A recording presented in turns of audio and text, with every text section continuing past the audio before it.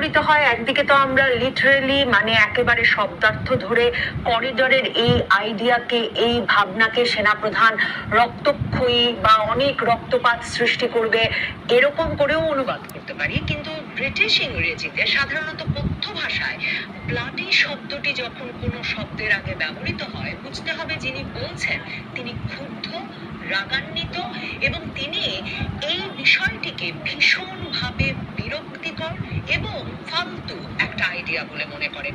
মানে bloody corridor হিসেবে উল্লেখ করে স্পষ্ট ভাষায় সেনাপ্রধান জানিয়ে দিয়েছেন সরকারের এরকম কোনো পরিকল্পনার সাথে বাংলাদেশের সেনাবাহিনী থাকবে না। গতকাল অর্থাৎ মঙ্গলবার প্রধান উপদেষ্টার কার্যালয়ে তিন বাহিনী প্রধানের যে একটা বৈঠক হলো, যে বৈঠকটি নাকি ঢাকার আইন শৃঙ্খলা পরিস্থিতি সম্পর্কে হয়েছে বলে প্রধান উপদেষ্টার দপ্তরের প্রেস উইং থেকে পরবর্তীতে সংবাদ মাধ্যমকে জানানো হলো, আমার মনে হয় আমরা যেমন কেউ বিশ্বাস করিনি সেটা শুধুই ঢাকা শহর বা দেশের আইন শৃঙ্খলা পরিস্থিতি নিয়ে ছিল। কারণ এমনকি পুলিশ সহ আইন শৃঙ্খলা রক্ষাকারী বাহিনীর অন্য কোনো বাহিনীর প্রতিনিধিকে বা প্রধানদেরকে সেই বৈঠকে দেখা যায়নি। আমরা যেমন সেটা বিশ্বাস করি না, আমার মনে হয় সচেতন পাঠকও লক্ষ্য করেছেন এবং ভেবেছেন যে দেশের আইন শৃঙ্খলা পরিস্থিতি নিয়ে তিন বাহিনী প্রধানের সঙ্গে এই বৈঠকে কেন জাতীয় নিরাপত্তা উপদেষ্টা খলিলুর রহমান এবং পররাষ্ট্র উপদেষ্টা তৌহিদ হোসেন উপস্থিত হলেন। আসলে যমুনায় তিন বাহিনী প্রধান যে গতকাল প্রধান উপদেষ্টা ডক্টর মোহাম্মদ ইউনূসের সঙ্গে দেখা করতে গিয়েছিলেন, তারা এই বার্তাটি আজকের দরবারের আগে প্রধান উপদেষ্টাকে স্পষ্টভাবে দিয়ে আসতে গিয়েছিলেন যে কোনোভাবেই বাংলাদেশের সশস্ত্র বাহিনী ডক্টর ইউনূসের কোনো করিডোর দেওয়ার পরিকল্পনার সঙ্গে একমত নয় এবং তারা কোনোভাবেই তাতে যুক্ত হবে না। মানে সেটা জাতিসংঘের দাবি বা আবদার অনুযায়ী মানবিক করিডোরই হোক, আর আমেরিকার আবদার বা নির্দেশনা অনুযায়ী সামরিক করিডোর বা আরাকান আর্মিকে সহায়তার জন্য রসদের চ্যানেল তৈরি হোক, কোন রকম কোনো করিডোরে সামরিক বাহিনী, সশস্ত্র বাহিনী কোনোভাবে যুক্ত হবে না এবং তারা এই পরিকল্পনা অনুমোদন করে না। ডক্টর মোহাম্মদ ইউনূস সরকার শুধু যে সেনা প্রধানকে না জানিয়ে জাতীয় নিরাপত্তা উপদেষ্টা পদে খলিলুর রহমানকে মার্কিন যুক্তরাষ্ট্র থেকে উড়িয়ে এনে বসিয়ে দিয়েছিলেন তাই নয়, গত কয়েক মাস ধরে ডক্টর মোহাম্মদ ইউনূস সরকার খলিলুর রহমানের নেতৃত্বে আর প্রধান উপদেষ্টার দপ্তরে সশস্ত্র বাহিনীর যে প্রিন্সিপাল স্টাফ অফিসার বসেন জেনারেল কামরুল হাসান, এই দুজনের নেতৃত্বে কিভাবে এই মানবিক করিডোর চালু করা যায় আর মার্কিন যুক্তরাষ্ট্রের নির্দেশনা অনুযায়ী পরামর্শক্রমে কি করে আরাকান আর্মির জন্য রসদের চ্যানেল তৈরি করা যায় সেই বিষয়ে কাজ করছিলেন। সেনা প্রধান এতে এতটাই ক্ষুব্ধ হয়েছিলেন, একে দেশের জাতীয় নিরাপত্তা উপদেষ্টা নিয়োগ করে দেওয়া হয়েছে, সশস্ত্র বাহিনী কিছু জানে না, আর অন্যদিকে দেখুন সশস্ত্র বাহিনী প্রধানদের সহ মানে সশস্ত্র বাহিনীর নিয়ম কাঠামো কিছু না মেনে ডক্টর ইউনূস ভেবেছেন তিনি যমুনায় বসে তার অফিসে যে সশস্ত্র বাহিনীর প্রিন্সিপাল স্টাফ অফিসার আছে কামরুল হাসান, তাকে দিয়ে আর খলিলুর রহমানকে দিয়ে সশস্ত্র বাহিনীর একটি অংশকে ব্যবহার করে সামরিক করিডোর খুলে দেবেন মার্কিন যুক্তরাষ্ট্রের নির্দেশনায়। তিন বাহিনী প্রধান গিয়ে গতকাল স্পষ্টত বলে এসেছেন এসব পরিকল্পনা বা এসব কাজ সশস্ত্র বাহিনীতে খলিলুর রহমান কিংবা ডক্টর ইউনূসের নাক গলানো বরদাস্ত করা হবে না।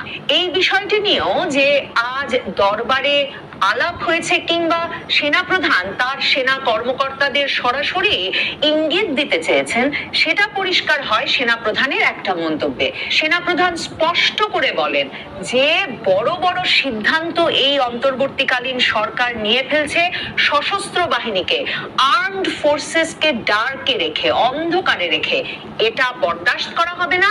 এবং অন্যদিকে মনে রাখতে হবে একমাত্র নির্বাচিত সরকারই আসলে দেশ বা রাষ্ট্র কোন পথে যাবে তা নির্ধারণ করতে পারে, একটা অনির্বাচিত সরকার নয়। সশস্ত্র বাহিনীর ভেতরে যে কানাঘুষা চলছিল সে বিষয়ে স্পষ্ট বার্তা দিয়ে দিতে চেয়েছেন আজকের দরবারে সেনাপ্রধান। তার প্রমাণ সেনাপ্রধান ওয়াকারুজ্জামান পরিষ্কারভাবে বলেছেন যে তারা ডক্টর ইউনূস সরকারকে জানিয়ে এসেছেন, অন্তর্বর্তীকালীন সরকারকে জানিয়ে এসেছেন যে রাষ্ট্রের অত্যন্ত গুরুত্বপূর্ণ স্পর্শকাতর সকল বিষয়ে অন্তর্বর্তীকালীন সরকার যে সশস্ত্র বাহিনীকে অন্ধকারে রেখে বিভিন্ন সিদ্ধান্ত নিচ্ছেন তা যেমন গ্রহণযোগ্য নয়, তা যেমন বরদাস্ত করা হবে না, ঠিক তেমনি রাষ্ট্র কোন পথে পরিচালিত হবে, দেশ কি কি গুরুত্বপূর্ণ সিদ্ধান্ত নেবে তা একমাত্র নির্বাচিত সরকার নিতে পারে, একটা অনির্বাচিত প্রশাসন নয়। এবং সেনাপ্রধান আবারও আজকের দরবারে স্পষ্টত বলেছেন নির্বাচিত সরকার আসবার পর রাষ্ট্রের বড় বড় সিদ্ধান্তগুলো গৃহীত হবে। এই অন্তর্বর্তীকালীন সরকারের সেই এখতিয়ার নেই। দরবারে উপস্থিত সেনা কর্মকর্তারা এক স্বরে একমত হয়ে বলেন যে তারা সকলে সেনাপ্রধানের এসব সিদ্ধান্ত এবং এসব অবস্থানের সঙ্গে সম্পূর্ণত একমত। এবং দরবারে দাঁড়িয়ে একজন কর্নেল বলেন যে সেনাবাহিনী আরেকটি যে বিষয়ে উদ্বিগ্ন এবং একমত সেটা হচ্ছে বাংলাদেশের মুক্তিযুদ্ধের চেতনা সমুন্নত রাখা যাচ্ছে কিনা এবং বাংলাদেশের স্বাধীনতা সংগ্রামের যে ইতিহাস, যে ঐতিহ্য, যে মর্যাদা, সেটা যেমন কিছুতেই ক্ষুণ্ণ হতে দেওয়া যাবে না, ঠিক তেমনি জাতীয় মর্যাদা, রাষ্ট্রের মর্যাদাও যাতে কোনোভাবে ক্ষুণ্ণ না হয় সেটা যেন সশস্ত্র বাহিনী সবসময় নজরে রাখে, সে বিষয়েও সশস্ত্র বাহিনীর সকল কর্মকর্তারা একমত। এখন প্রশ্ন উঠতেই পারে, এই যে স্বাধীনতা সংগ্রামের চেতনা, স্বাধীনতা সংগ্রামের লিগাসি, ধারাবাহিকতা, ঐতিহ্য সমুন্নত রাখবার বিষয়ে এই যে ঐকমত্য প্রকাশ করলেন বাংলাদেশের সেনাবাহিনীর কর্মকর্তারা, যে অঙ্গীকার তারা করলেন, সেটা কি এই কথা মাথায় রেখে যে বাংলাদেশে আসলে 9 জুনের মধ্যে একটা জুলাই ঘোষণাপত্র আসতে যাচ্ছে, যার মাধ্যমে আসলে বাংলাদেশের স্বাধীনতা যুদ্ধের মাধ্যমে যে সংবিধান ঘোষিত হয়েছিল 1972 সালে, 1971 সালের স্বাধীনতার ঘোষণাপত্রের ভিত্তিতে যে সংবিধান রচিত হয় সেই সংবিধানটিও বাতিল হতে যাচ্ছে, তারা কি সে কথা মাথায় রেখেই এই কথা বলেছেন কিনা তা অবশ্য বোঝা যায় না। তবে সেনা কর্মকর্তারা সরাসরি সেনাপ্রধানকে বলেন, আপনি যা সিদ্ধান্ত নেবেন আমরা আপনার সাথে আছি, আমরা কেবলই আদেশের অপেক্ষায়। এখন প্রশ্ন থেকেই যায়, কোন আদেশের অপেক্ষায় তারা আছে? সেনাপ্রধান অবশ্য পরিষ্কার করেছেন। সেনাপ্রধান বলেছেন বিক্ষোভের নামে সহিংসতা, নৈরাজ্য, সড়কে বিশৃঙ্খলা, সেসব আর সেনাবাহিনী সহ্য করবে না। সেনাপ্রধান সরাসরি বলেন, অনেক হয়েছে, 30শে ডিসেম্বরের মধ্যে নির্বাচিত সরকারকে ক্ষমতা তুলে দিতে যা করার করুন এবং আমাদেরকে ব্যারাকে ফিরে যেতে দিন।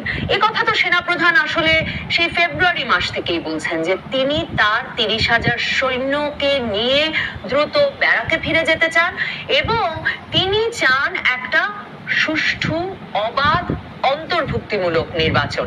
কাজেই সেনাপ্রধান সেই জায়গা থেকে যে একটুও বিচ্যুত হননি, বরং অন্তর্বর্তীকালীন সরকার নির্বাচনকে ক্রমাগতভাবে একটা অনিশ্চয়তার দিকে ঠেলে দিয়ে আরাকান রাজ্যের সঙ্গে মানবিক করিডর, চট্টগ্রামের বন্দর দিয়ে দেওয়া, এরকম নানা কাজে যে নিজেকে ব্যস্ত রেখেছে এবং সেসব কাজ যে সশস্ত্র বাহিনী পছন্দ করছে না, সম্ভবত সেটাই খুব পরিষ্কার করে গতকাল বলে এসেছেন সেনাপ্রধান সহ 3 বাহিনী প্রধান ডক্টর মোহাম্মদ ইউনূসের মুখের উপর।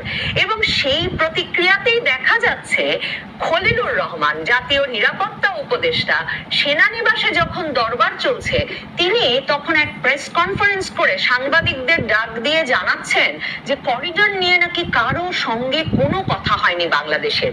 খলিলুর রহমানের এই কথা আপনি বিশ্বাস করবেন কিনা আপনার ব্যাপার, কারণ মনে রাখবেন গত 4 মে বাংলাদেশ ইউনিভার্সিটি প্রফেশনালস মানে একটা ইউনিভার্সিটির আয়োজনে যখন তিনি রোহিঙ্গা সমস্যা বিষয়ক এক সেমিনারে বক্তব্য রাখছিলেন, তখন কিন্তু তিনি সরাসরি বলেছিলেন যে মানবিক করিডর নিয়ে সরকার কোনো চুক্তি স্বাক্ষর করেনি, এটি নিয়ে কেবল প্রাথমিক পর্যায়ের আলোচনা হয়েছে। তার মানে 4 মেতে জাতীয় নিরাপত্তা উপদেষ্টা বলছেন প্রাথমিক পর্যায়ের আলোচনা হয়েছে, আর আজ 21 মেতে এসে তিনি বলছেন যে সরকার কারো সঙ্গে কোনো আলোচনা করেনি মানবিক করিডোর বিষয়ে। কাজেই জাতীয় নিরাপত্তা উপদেষ্টার এই কথা কতটুকু বিশ্বাসযোগ্য সেটা বিবেচনায় রেখে আরেকটি বিষয়ে দৃষ্টি আকর্ষণ করতে চাই। খলিলুর রহমান আজ সংবাদ সম্মেলনে আরেকটা কথা বলেন যে করিডোর ব্যবস্থাটি বুঝতে হবে। করিডোর হচ্ছে একটা জরুরি সময়ে দুর্যোগপূর্ণ জায়গা থেকে মানুষকে সরিয়ে নেওয়ার ব্যবস্থা। আমরা এখানে কাউকে সরাচ্ছি না। আরাকানের যে অবস্থা তাতে করিডোরের প্রয়োজন নেই। যে প্রয়োজনীয়তা আছে সেটা হলো ত্রাণ পৌঁছে দেওয়া। আরে আমরা কবে বললাম যে করিডোর দিয়ে তারা একদল লোককে অন্যদিকে নেবেন? মানে মানবিক করিডোরের এই সংজ্ঞা খলিলুর রহমান কোথায় পেলেন? মানে এই যে এই সরকারের কর্তা ব্যক্তিদের ধারণা যে আমরা আর কেউ কোনো পড়ালেখা জানি না, পৃথিবীর কোথায় কি ঘটেছে আমরা জানি না, এমনকি আমরা একটু গুগলও করতে পারি না, ইংরেজিও পড়তে পারি না। ঠিক যেমন তারা ভাবেন যে সেনা প্রধানকে কিছু না বলেই করিডোর, এমনকি সামরিক করিডোরের পরিকল্পনাও তাদের পক্ষে করে ফেলা সম্ভব, ঠিক তেমনি খলিলুর রহমান আজ এক ঘর সাংবাদিকদের সামনে বলে এলেন মানবিক করিডোর ব্যবস্থাটা নাকি, আমাদের করিডোর বলতে নাকি বোঝায় যেখান থেকে মানুষ সরিয়ে নেওয়ার ব্যবস্থা করা হচ্ছে। আর তারপর তিনি বললেন এখন তারা কাউকে সরাচ্ছেন না, তারা ওই এলাকায় প্রয়োজন ত্রাণ পৌঁছে দেওয়া।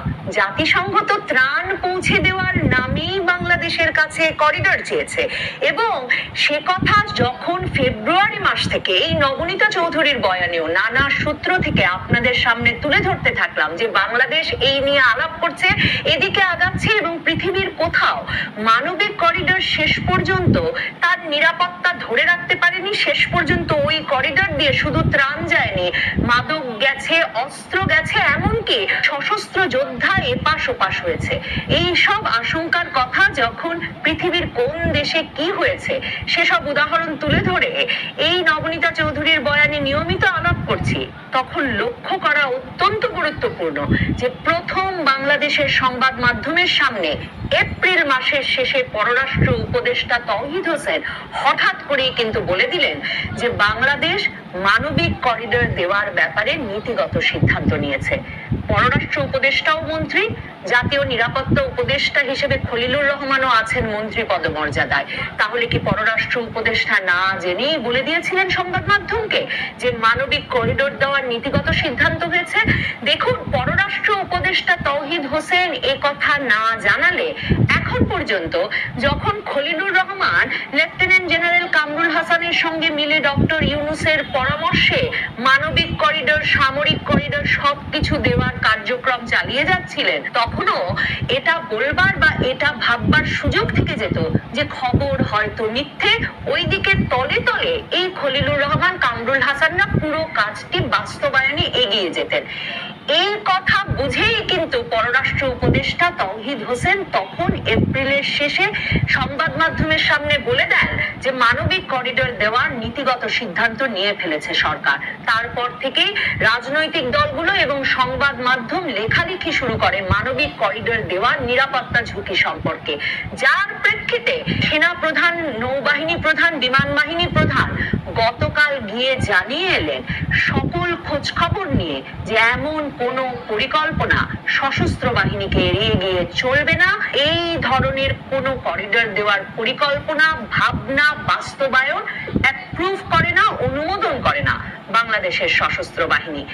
সেই প্রেক্ষিতেই গতকালের বৈঠকে দেখুন জাতীয় নিরাপত্তা উপদেষ্টার সঙ্গে পররাষ্ট্র উপদেষ্টা তৌহিদ হোসেনও কিন্তু উপস্থিত ছিলেন।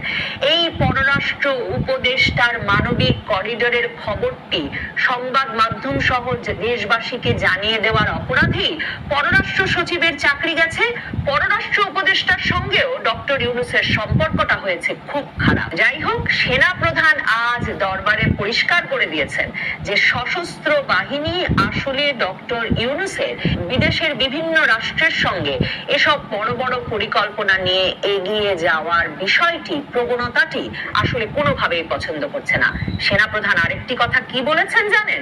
দরবারে তার কর্মকর্তাদের উদ্দেশ্যে আসলে খুব অনানুষ্ঠানিকভাবে সেনাপ্রধান দরবারে সেনা কর্মকর্তাদের সঙ্গে কথা বলেন। সেনাপ্রধান বলেছেন, আমরা আপনাকে নিরাপত্তা দিলাম আর আপনার লোকেরা আমাকে মারতে বিদেশ থেকে লোক আনলো। মানে এই বিদেশ থেকে আনা লোকটা কে? খলিলুর রহমান। তার মানে গত কদিন ধরে আমরা যে শুনছিলাম ডক্টর ইউনূস সেনাপ্রধান ওয়াকারুজ্জামানকে সরিয়ে দিয়ে আসলে চাইছেন principal staff officer lieutenant general Kamrul হাসানকে সেনাপ্রধান হিসেবে নিয়োগ দিতে, সেই কথা তার মানে সত্যি? সেনাপ্রধান তার মানে সরাসরি খলিলুর রহমান জাতীয় নিরাপত্তা উপদেষ্টার দিকে ইঙ্গিত করে বললেন যে তাকে মারতে, সেনাপ্রধানকে মারতে এই লোকটিকে বিদেশ থেকে উড়িয়ে আনা হয়েছে। তার মানে সেনাপ্রধান ডক্টর ইউনূস, তারা দুজন এখন সত্যি সত্যি মুখোমুখি। সেনাপ্রধান, বিমান বাহিনী, নৌবাহিনী প্রধান একাট্টা হয়ে গিয়ে যমুনায় গিয়ে ডক্টর ইউনূসকে স্পষ্ট ভাষায় বলে এসেছেন যে এই অন্তর্বর্তী